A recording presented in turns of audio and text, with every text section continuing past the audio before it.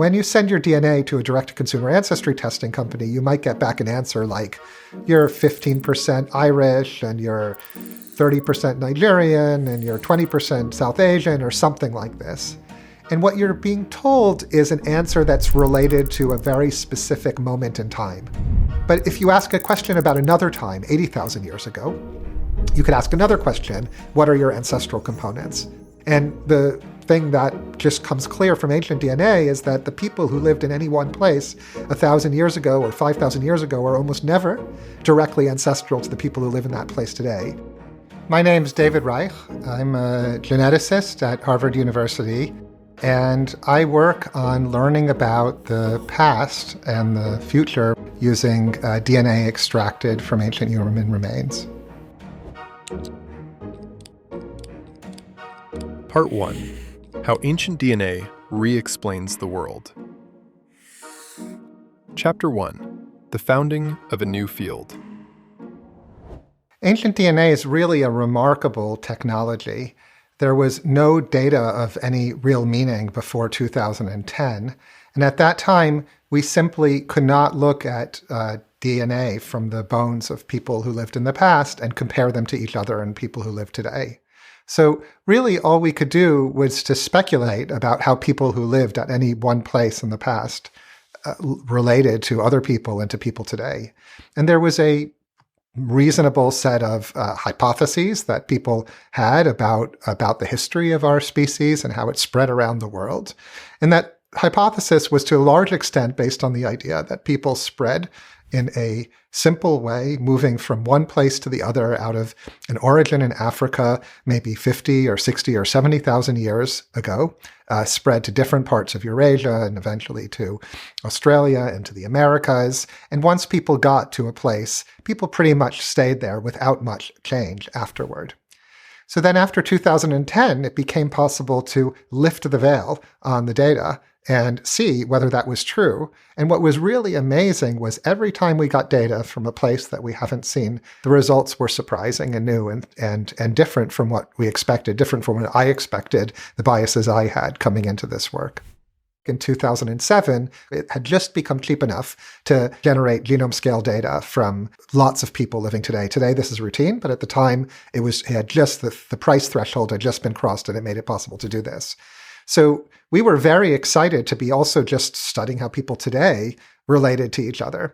I was working mostly on medical genetics and trying to learn about risk factors for disease, and especially in African Americans and Latino populations, who are populations of recently mixed ancestry from Native Americans and Europeans and West Africans in the last handful of generations. And then I got invited to participate in the analysis of the DNA that was being produced from ancient Neanderthals, ancient archaic humans. So we got brought on to that consortium, which was this sort of amazing group of people working together to analyze this very, very special data. I thought, this is the best data in the world, and I want to spend my own time analyzing it. So I changed everything I did, and it was completely clear that this data was revolutionary. We would be able to see how people who lived 70,000 years ago, 50,000 years ago, related to people living today. And these were very special people. These were people whose skeletons were very different from any people living today. And we could ask all sorts of questions about when they separated from each other. And maybe did they even mix with people as modern humans spread into the territory these people were living in. So it was an incredibly exciting thing to do. And the results were even more exciting than we could have anticipated, because when we came into this work, we had this bias. I've had so many biases entering the different projects I've worked on. We had this bias that modern humans, as they spread out of Africa, had not mixed with the archaic humans they encountered, like the Neanderthals. That had been the approximate finding from analysis of modern DNA. There wasn't really very strong evidence that there was an archaic component in non-Africans, little hints here or there, but mostly it looked like a simple out-of-Africa spread. And so nobody really thought that there was good evidence for archaic humans having mixed with non-Africans during the spread. But then when we looked at the data, there was very, very clear evidence that Neanderthals that we were sequencing from Europe were more closely related to people outside of Africa today than people inside Africa today. And then we kept trying to make this result try to go away, and it just wouldn't go away. And we looked at it in several different new ways with completely different types of ways of analysis. And it just got stronger and stronger. And it became absolutely clear that as modern humans moved out of Africa, they mixed with the local archaic population, and about 2% of the DNA from non-Africans today comes from these archaic humans. And that was just the first of many, many surprises that comes out of this ancient DNA revolution. Really, in 2010, the same year that we published this paper on the Neanderthals, we got DNA from another archaic human in Siberia that we completely had not expected at all. It was a pinky bone from a little girl, and it had no other skull or big morphologically informative parts to it. And we got a high-quality genome sequence from it, and we could see how it was related to Neanderthals and to modern humans, and it was not either. It was something else. So we didn't even know there was another group of people living there, but this was another group. And these people, amazingly, had also mixed with modern humans, but different modern humans. So people living in New Guinea, for example, derive maybe 4% of their DNA from these, what we call Denisovans, after the cave they were discovered. So again and again, when we get DNA from a place we haven't gotten DNA before, we see these surprises because the world is so full of history that we didn't know about before, and it just shows us how little we knew before and how little we still know. The truth is that the world's a mystery, and that we've carved out areas of clarity. Chapter 2. A new scientific instrument. Sometimes the measure of when you have a new seam of important information is when you apply this new technology to topics that it's not been applied to before. Things are just consistently new and surprising. We had the skeletons of the Neanderthals. We had a lot of knowledge about the tools they made and where they lived. And there were lots of theories about how they might relate to modern humans, when we might share a common ancestor. And you can test those. Some of those theories are right. Many, many of them are wrong. And you can actually look at it once you have data like this. Ancient DNA is not more important than these other ways of learning about the past, like based on the tools people make, or in later times, the languages people speak. But it's a quite different type of information. What's really happened is the introduction of a new scientific instrument that is able to measure things that have not been measured before. So there have been other scientific instruments that have been revolutionary in their area, arguably more important ones like the telescope or the microscope.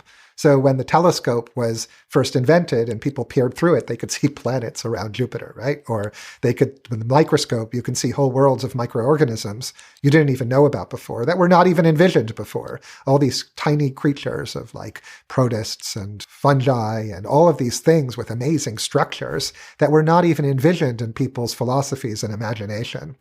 And in the same way, when you can take DNA from people who lived in the past and compare it to each other and to people living today, you see things that you just didn't even imagine before. The steppe migrations, the expansion of Lapidar pottery culture people of East Asian ancestry to the Southwest Pacific.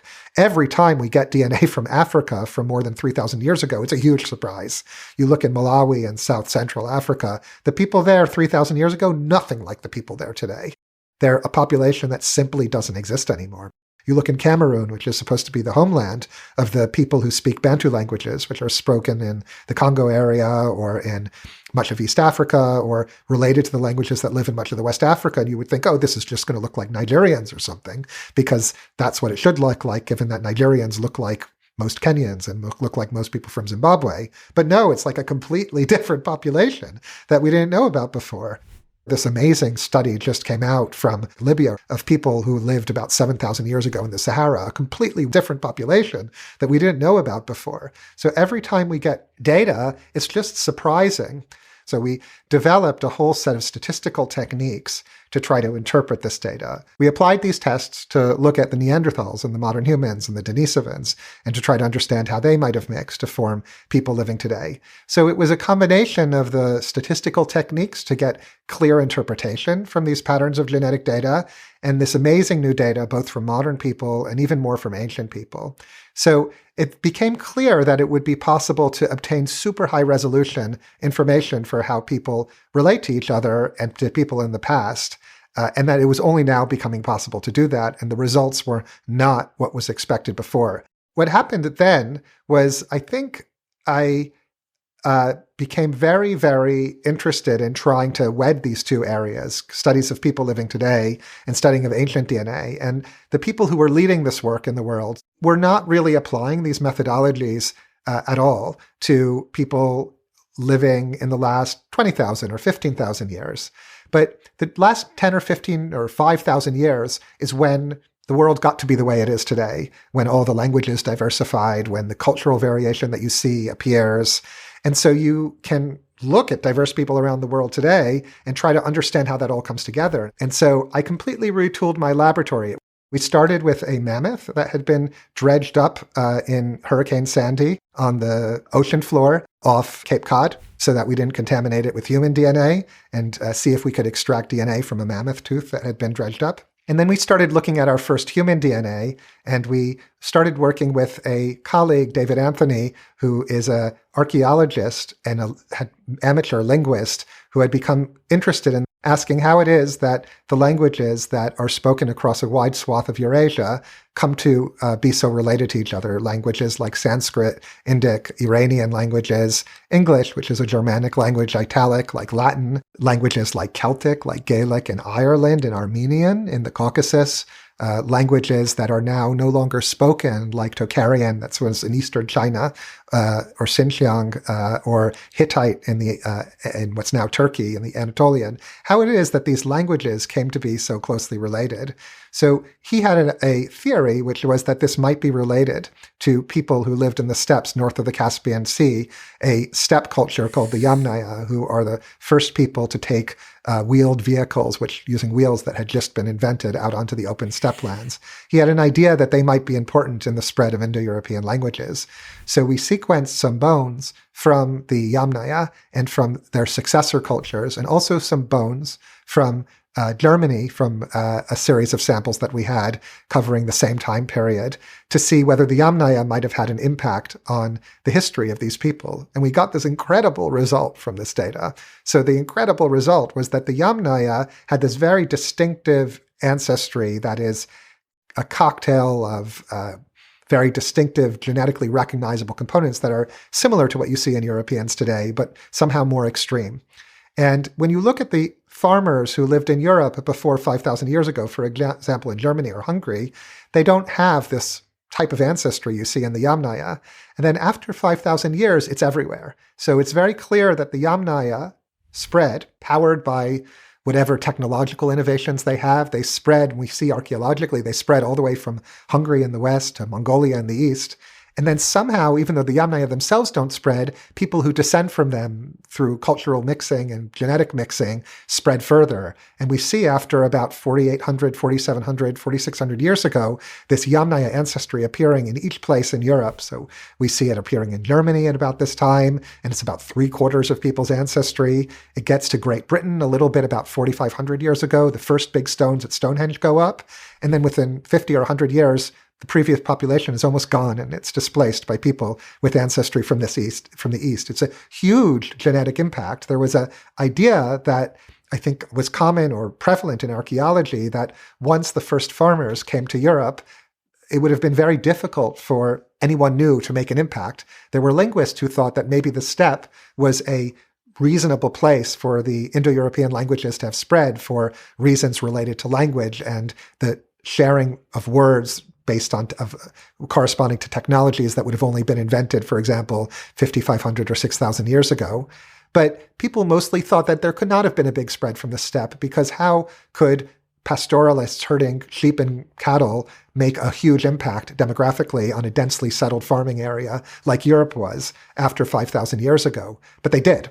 The genetic data shows they did it, and it's the main ancestral population of Europeans throughout Northern Europe and even much of Southern Europe today. Something huge happened. And again, it's the kind of surprise that this field yields. So that's what happened in our work when we first started collecting DNA from ancient humans. We started seeing these transformative changes that happened, radical shifts in ancestry, huge mixture proportions, often sex-biased, where the two sources of ancestry that would come together in any mixture event, for example, European hunter-gatherers and European farmers, or Papuans and people of East Asian ancestry in the Southwest Pacific, would come together in very asymmetrical ways, with men from one group participating and women from another group participating.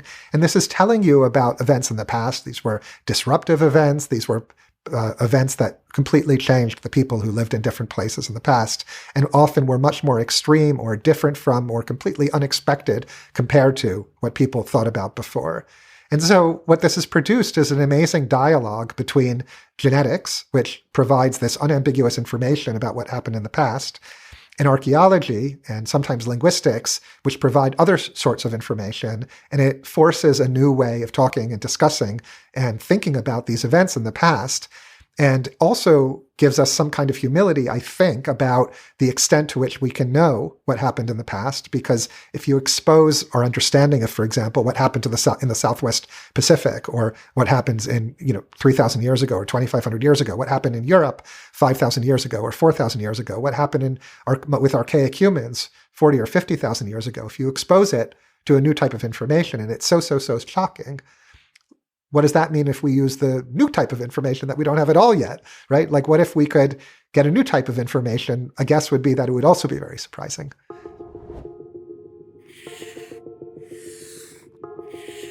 Part 2. Human history is not a family tree. Chapter 1.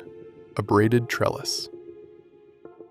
The tree of human populations that I learned when I was learning about how human populations around the world are related to each other has a common ancestor, maybe somewhere in Africa. That's based on early data from the 1980s, based on mitochondrial sequences, which are inherited from mother to daughter, splitting into different African lineages that are represented today, and then spreading out of Africa and splitting into East Asians and Australians and ancestors of Europeans, and then maybe Native Americans might split off East Asians, like a simple tree like that.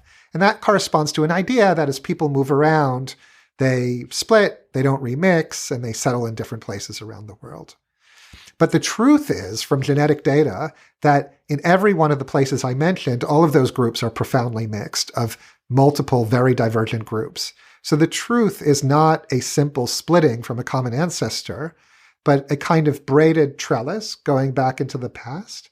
And that trellis doesn't stop 50,000 years ago. It just keeps going. So as we get Neanderthal sequences or Denisovan sequences from these archaic humans and compare them to modern humans, we see that they too are admixed with different groups of people. And modern humans are mixed or have contributed to a mixture of other groups. And so there's no one time that we've been able to reconstruct where there's a single homogeneous population that's ancestral to everybody who comes after. Rather, it's some kind of constant changes over time, with mixtures, separations, structuring, coming back together. Some groups disappear, other groups don't. And it's just very complicated. And that's sort of the fundamental nature of who we are. It's not kind of an unusual thing. It used to be that we had this null hypothesis that no mixture occurred, and we would test that null hypothesis.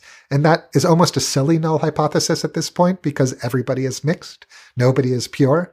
When you send your DNA to a direct-to-consumer ancestry testing company, you might get back an answer like, you're 15% Irish, and you're 30% Nigerian, and you're 20% South Asian, or something like this. And what you're being told is an answer that's related to a very specific moment in time. Basically, what you're being told is if you roll back 500 years or 1,000 years, what fraction of your ancestors lived in Ireland, what fractions of your ancestors lived in West Africa somewhere, what fraction of your ancestors lived in South Asia somewhere. And we're making our best guess of that. But if you ask a question about another time, 80,000 years ago, you could ask another question, what are your ancestral components?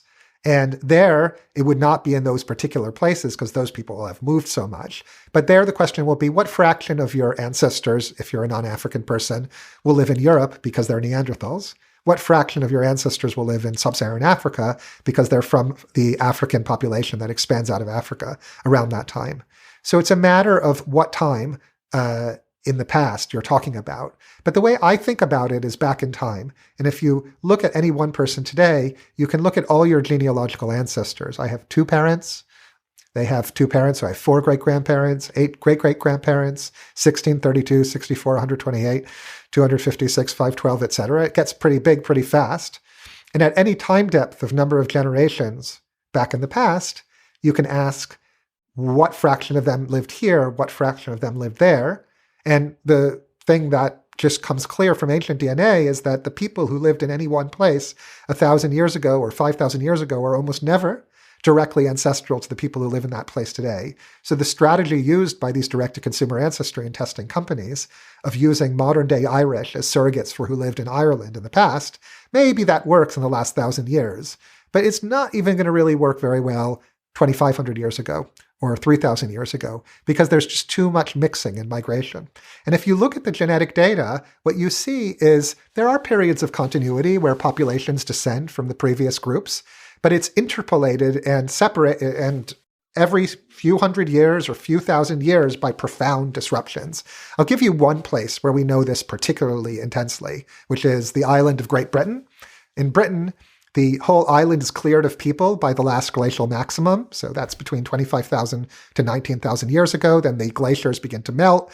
People walk across the lower North Sea, which was just a land bridge, and get into Great Britain. There begins to be people 14 or 15,000 years ago. There's hunter-gatherers related to the people on the continent. They hang out there for a very long time until about 6,000 years ago. And then farmers stream in from the continent. They are related to people who are from what's now Turkey, who brought farming to Europe. They first get to Europe about 8,500 years ago. They spread across the continent. They get to Britain 2,500 years later, and there's a completely transformative event. So only 1% of the DNA, if that, of the people in Britain after this event come from the hunter-gatherers of Britain. So if you want to ask, am I descended from, quote, Cheddar Man, the sort of individual who was excavated in Cheddar Gorge, where cheddar cheese is made, and we have their DNA, and their DNA corresponds to someone who you can genetically predict, had very, very dark skin, almost like what you would expect from Nigeria or something like this, and blue eyes, like a combination that's very rare today. How much DNA do people in Great Britain have from this person? No more than 1% because of what happened 6,000 years ago. And then flash forward 1,500 more years, and the last big stones at Stonehenge go up. They are put up by the descendants of these first farmers. There has been continuity for 1,500 years in Great Britain. And then within 100 years, those people are 90 to 100% displaced by a new stream of people coming from the continent. This time, we now know from an area like the Netherlands associated with this Bell Beaker event. That's another 90 to 100% spread. And then wait a bit more, and about 3,000 years ago, there's a huge stream of people from what's probably from France, probably related to the spread of Celtic languages. And that displaces half of the DNA of the Britons. And then associated with the Saxon period, maybe 400 or 500 CE, 1,600 years ago, 1,500 years ago, there's another third ancestry. And then there's a continued flow into Britain after that. So if you ask the question, a white British person today, and you say, this person, do they feel like they're pure descendants of people who lived in Britain a long time ago? Nothing could be further from the truth. They're like homeopathically diluted compared to the hunter-gatherers or the first farmers. And that's not unusual. Britain's actually relatively protected from the churn of people that has occurred in many other parts of the world. If you look in Hungary, it's much more extreme and even more frequent disruptions. If you look in Italy, there's many disruptions. It's not just Europe. If you look in the Near East, there's disruption after disruption after disruption. Every place in Africa we've had data to look at, there's disruption after disruption after disruption. There are interesting exceptional areas. There's actually seems to be an unusually high amount of continuity over many thousands of years in many parts of the Americas, which is really fascinating. But there too, there are disruptions as well. So the pattern seems to be one of, for the most part, there are periodic, profound movements of people coming from somewhere else, either completely displacing or mixing with the people who were there before. And this idea that any one people is somehow purely descended from the people who lived in the past, and it was a common thing that people thought prior to the genetic revolution or being confronted with this data, it's really an untenable picture. It's every time we look, it's not true. So the thing that I keep coming back to is that everybody is mixed. Nobody is pure. Mixing is happening again and again in the past and is not something to deny or to fight against, but is instead something to embrace as part of our history. Chapter 2: The Pattern That Wouldn't Go Away. The discovery that modern human ancestors, people coming out of Africa after 50,000 years ago or so, interbred with these archaic humans in Europe and East Asia, the Neanderthals in Europe and Western Eurasia, and the Denisovans in Eastern and Southern Asia, was really a shock.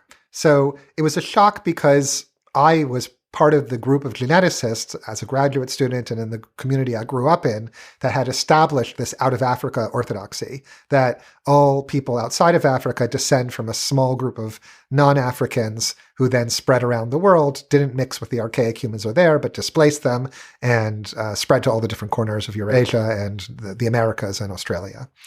So then I came into this project when I was analyzing the Neanderthal DNA of being very much biased toward finding support for that. But of course, we tested whether there was mixture, and it was just the data forced our hand. It was just very clear that the Neanderthal sequences were closer to non-Africans than to Africans, and we kept trying to make the results go away. I think the results got a lot better than they otherwise would have because we looked at it from every angle saying, well, maybe this could be because of this other theory or this other hypothesis. Maybe it's not mixture. Maybe it's some kind of deeply structured modern human population that expands out of Africa, and that's explaining it, but we ruled that out, and we looked at it another way, and we ruled that out, one thing after the other.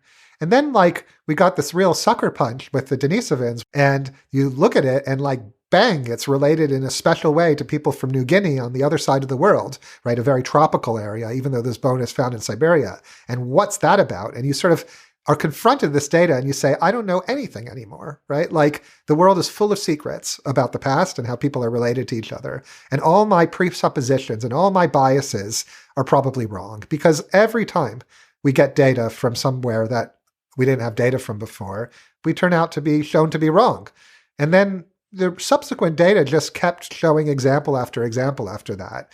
Malawi and Cameroon and the Southwest Pacific and multiple examples in Europe and different groups in Russia, multiple groups in the Middle East, different groups in North Africa, multiple groups in the Americas, just example after example after example after example. It just seems to be the pattern. You really just get sort of clubbed over the head with the data, and you just have to change your approach to the data.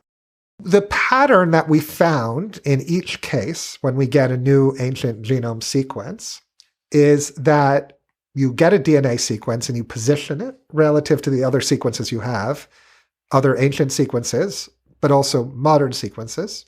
And again, you find that this individual descends from a mixture of at least two, sometimes more than two, ancestral populations that are related differentially to other groups you have data from.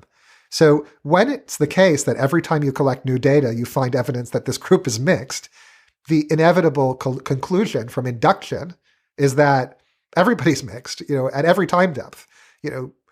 Today, you might think that people living in the Americas, North America, African Americans and Latinos are the product of mixtures of continentally divergent populations due to disruptions in the last 500 years.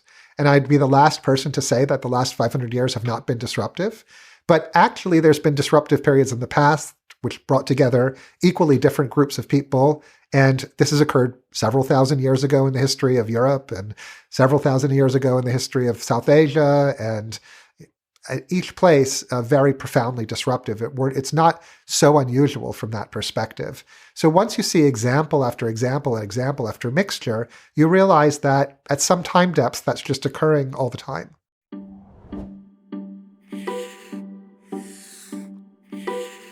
Part 3. Rethinking Human Evolution Models. Chapter 1. Ancient Genes Today. One of the puzzles, the great puzzles, in my opinion, that has been thrown up by the ancient DNA revolution has been the one of how modern humans and archaic humans are related to each other. So we have sequences now from three very different groups of humans. From modern humans, like people from sub-Saharan Africa, for example, and their non-African descendants, and also Denisovans and Neanderthals. We have high-quality genome sequences from multiple individuals from each of these groups as a fruit of the amazing research that's been done. And through a lot of struggle, we know about how they're related to each other. We know when these lineages split from each other, mostly. And we've identified, in addition to those splits, some important mixture events when these lineages interbreeded with each other at different periods of time. But the standard model we have right now is really almost hard to believe. So the standard model right now is that modern humans are a distant cousin of Neanderthals and Denisovans, who are most closely related. Neanderthals and Denisovans stem from a common ancestor maybe 500,000 years ago, which separated earlier from the ancestors of modern humans. But actually, maybe there's some alternative way of thinking about what happened that can realter, change our vision of the relationships amongst these groups and make it sort of a Copernican readjustment where we say, well, maybe the solar system revolves around the sun and the Earth is a satellite of that, and maybe that's how it looks. And so I kind of feel that we're missing a trick and that there's something there, and that maybe if we come up with a different model, it will be much more plausible. And so that's one of the exciting frontiers that I think that we're like, hopefully that maybe in the coming years, we as a community would make progress on. Our genome is chock full of function. That's the instruction set for our bodies. We are composed of our ancestors, and if you are a non-African person, about 2% of your genes come from Neanderthals or in some cases Denisovans, and they're contributing. You have 20,000 genes, and if it's 2% of them, that's like 400 of them copies of those 20,000 genes are going to come from these archaic humans. They do stuff, and some of them may be adaptive and important. The context for the work that a lot of my research has been focused on in the last few years, and that I'm tremendously excited about right now, is to try to use genetics from ancient people to understand how people got to be the way they are today biologically. So what we've done in our research group in the last few years is we've generated data on an absolutely huge number of people. So the paper that we're currently publishing has data from more than 10,000 ancient people from Europe and the Middle East. And these individuals are from all over and all time depths up to 15,000 years ago. So the last 10,000 years, this is the time period where in Europe and the Middle East, agriculture comes in. It's a very eventful period culturally. It's a period of extreme population growth where people begin to live differently. And we can compare the rate of evolution at the beginning of the time period to the end of the time period, and it's gotten faster. And so not only has it gotten faster, but genetic variants that were under positive natural selection before, in some cases, switch to negative selection. So it's a period of oscillation of natural selection. So what seems to have happened is that there's cultural change that occurs due to differences in the way people live, with agriculture, living more densely, being close to animals, urbanization, other things that are changing, and they are prompting changes in the genome that are resulting in, on average, changes in frequency of the genetic variants that might be useful for perhaps for people living in these new and differently challenging environments. But if you look at the individual positions that are significant in Europe, they tend to move in the same direction in East Asia, even though the histories are completely independent in this time period. And if you look at the genetic variants that are significant in East Asia, they tend to move in the same direction in Europe. So it's as if these two independent experiments of nature, people who are genetically unrelated for the last 30 or 40,000 years, when pushed under similar cultural transformations, the movement to agriculture, increase in population density, eventual movement to urbanism, the genome responds in the same way and accelerates in its evolution. So this is sort of a very striking pattern. It's also striking in light of the fact that a lot of the genetic literature has suggested that evolution has been relatively quiescent over a longer timescale of hundreds of thousands of years. So it seems like we've entered a period of rapid adaptation in response to profound lifestyle changes.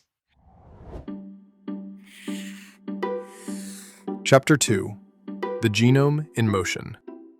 One really striking pattern is a genetic variant at the TYK2 gene.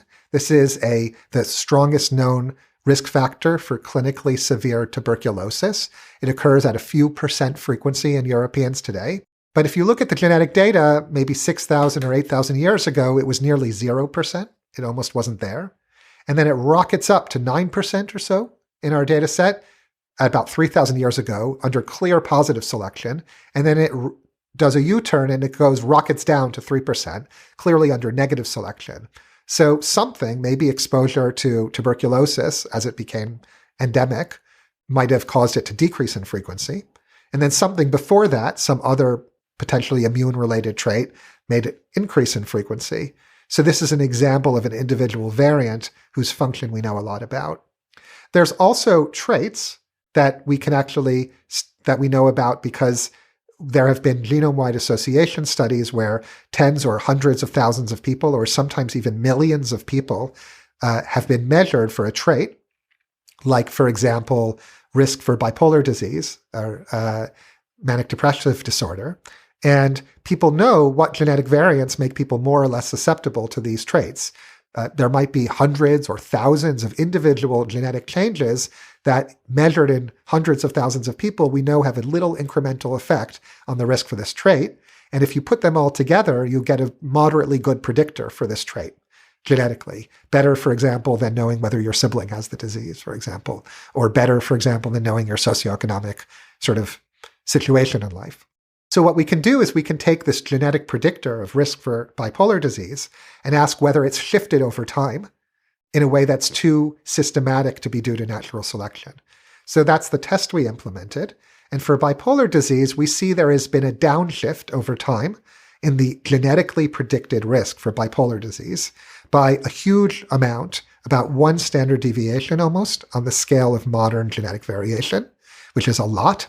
And clearly, what manifests itself today as risk for bipolar disease was negative in the past, but it wasn't negative very far back in the past because otherwise it would have not been at the high frequency it was at that time.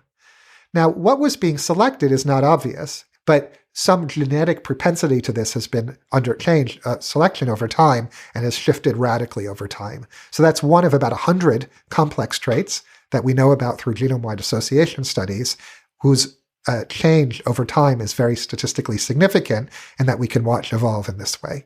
We're changing all the time. It's more evidence that we're changing.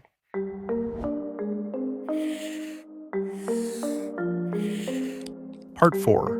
What genetics does and doesn't say about difference. Chapter 1. Archaeology, ancestry, and political myth. What do people fear about what genetics might reveal about nature of differences across human populations? I think that part of this is ideological. So when we were working on our work on our studies in Europe, for example, between 5,000 and 3,000 years ago, and found this huge ancestry transition associated with the Yamnaya spread and the cultures locally known as the corded ware or the bell beaker, and we showed that there was a huge disruption in the ancestry. I think it was very surprising in light of the discussion that had happened within the discipline of archaeology for the last 80 years prior to that. And so a potted history of this is something like as follows. At the beginning of the 20th century, several archaeologists had begun to dig across large areas of Europe and had begun to do it scientifically, and noticed that the same types of pots appeared at what looked like at about the same time in different places. So the corded ware is a particular way of making pots and burying people with certain types of artifacts. And it appears first in northeastern Europe and then spreads over a pretty wide area, eventually getting even to places like the Netherlands. And almost at the same time, maybe a little later around the same time, another burial style, another way of making pots known as bell beaker spreads starting in Iberia and Spain and moving northward and eastward. And together, these spread over Europe. They're often called horizons as transformative archaeological change. And several people, including the German archaeologist Gustav Kossena, thought that what you're seeing here is the spread of people. So there's a new people moving. They make pots in a certain way. They make other things in a certain way. They have a religion or a culture that they bring with them. And you can recognize the spread of that people through the types of pots that they're making. And they connected this to the spread of Indo-European languages, which people had been wondering about since the late 1700s, why they were all connected to each other. And they said, maybe these are the Indo-Europeans. And They argued, the German school argued that actually these are the Indo-Europeans, and the homeland of the Indo-Europeans is in Northern Europe, the place where the Aryans are, using the language of the Sanskrit and Iranic epics. And this is the ancient homeland of the Germans, and the Nazi state should expand into the area that was previously occupied by the Aryan homeland, and so on. So this archaeology was co-opted for political purposes by the Nazis. After the Second World War, there was a strong reaction to the misuse of archaeology for political purposes, the justification of national claims to land, to territory, to heritage based on reconstructions of the past.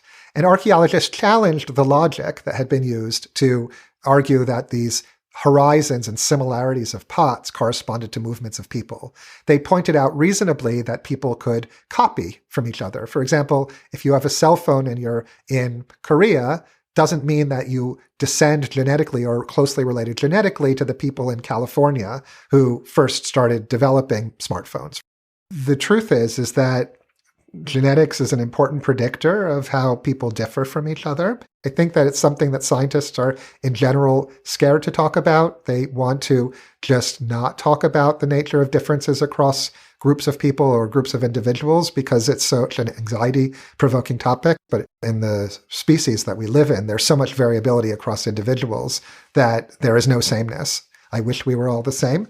But we just have to, as experts in this topic, have a conversation about this, because if we don't do so, we're going to leave a vacuum that will get filled with pseudoscience. I think the effect of studying the nature of human history and the history of mixture and finding who lived in the past in one place is consistently showing that the history is not what people thought it was, that myths of purity are almost always wrong. And I think it's generally argued against racist and nationalistic narratives and sort of supported better the idea of a more pluralistic and tolerant world. It certainly gives us a lot of perspective. So, for example, I think that it should give us humility about whether our story about ourselves is the correct story. Ancient DNA has disrupted a number of assumptions about how we are. Simple migration out of Africa,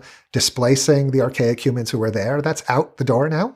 And it has also changed our understanding of the pattern of human evolution, as one of simple branching to one that's definitely a trellis of mixings and mixings again over time. It's provided some little insight about the nature of how natural selection has shaped our species over time. It's showed that, for example, our genome is malleable in response to environmental changes like the ones that have occurred in the last 10 or 15 or 5,000 years. And so I think it adds nuance to our understanding of how our species is changing and makes it clear that it's continuing to change going forward. It sort of shows how we're all connected in myriad ways we never imagined.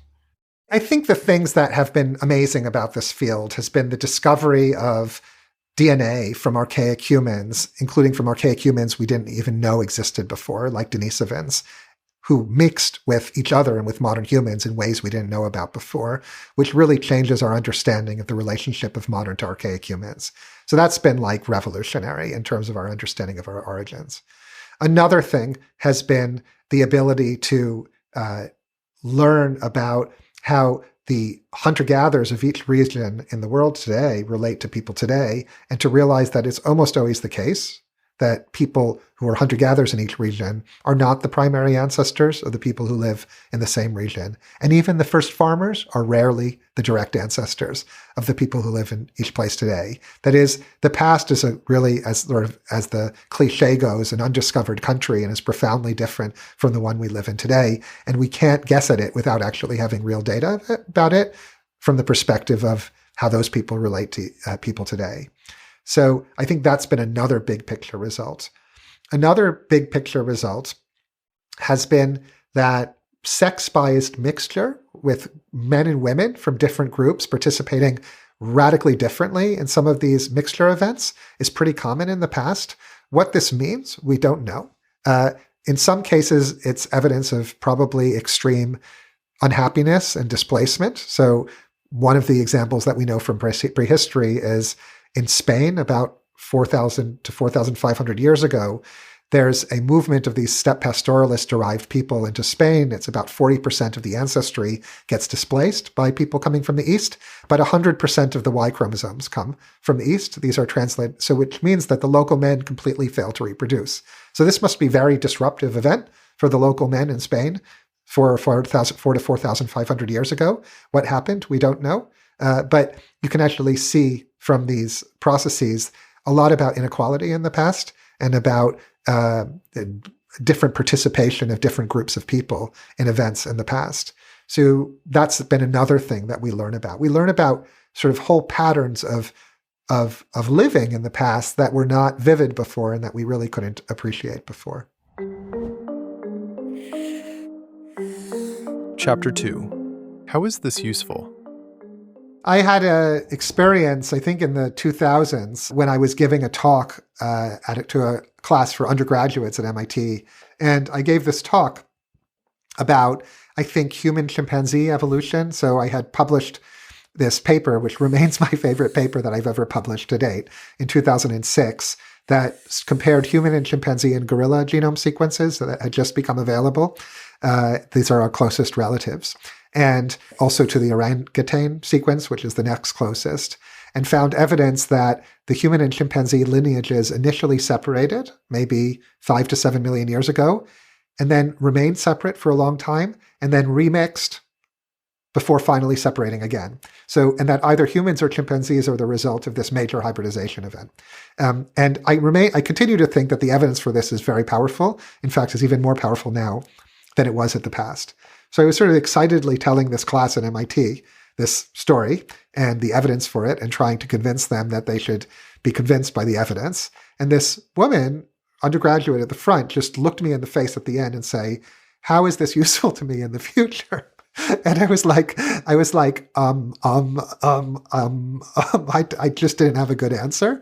And like, I think the answer I would have liked to give is that, not everything has to be justified for medicine or how it's going to improve our health or how it's going to be used to further industrial or military technology or mining or whatever, that the pursuit of knowledge for its own sake, whether it's in philosophy or in poetry or in literature or in theology or in science or in understanding cosmology, is sort of like a jewel in our crown as a species. I wish I had said something like that, but I didn't say it fast enough.